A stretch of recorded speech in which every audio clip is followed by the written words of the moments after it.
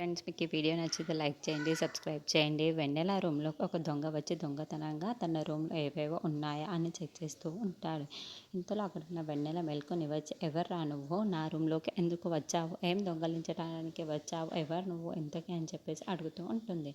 ఇంతలో అక్కడున్న వాడైతే ఏమీ మాట్లాడక ఉండకపోవడంతో, ఎవర్రా నువ్వు, ఆగురా, ఎక్కడికి వెళ్ళిపోతావు అని చెప్పేసి అంటుంది. ఇంతలో ఆ దొంగ తప్పించుకోవడానికి వెళ్తూ ఉంటాడు. అది చూసి వెన్నెల అయితే తనని గట్టిగా పట్టుకుంటూ ఉంటుంది.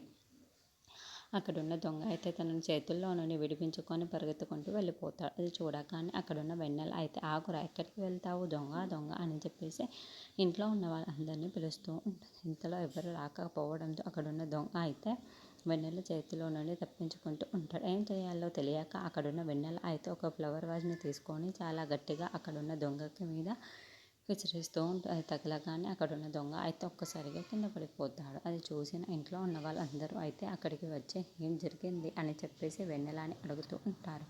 ఆ మాట వినగానే అక్కడున్న వెన్నెల అయితే దొంగ వచ్చాడు అని చెప్పేసి చెప్తూ ఉంటుంది.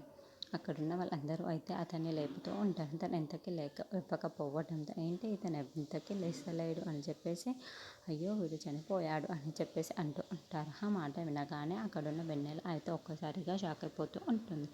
ఏంటి వెన్నెల, వీడిని చంపేశావా ఏంటి, ఎవరైనా దొంగని పోలీసులకు అప్పగిస్తారు కానీ నువ్వేంటి నీ చేతులారా నువ్వే చంపేశావు అవ్వ అని చెప్పేసి అంటారు. ఆ మాటలు వినగానే అక్కడున్న వెన్నెల అయితే ఒక్కసారిగా షాక్ అయిపోతూ ఉంటుంది.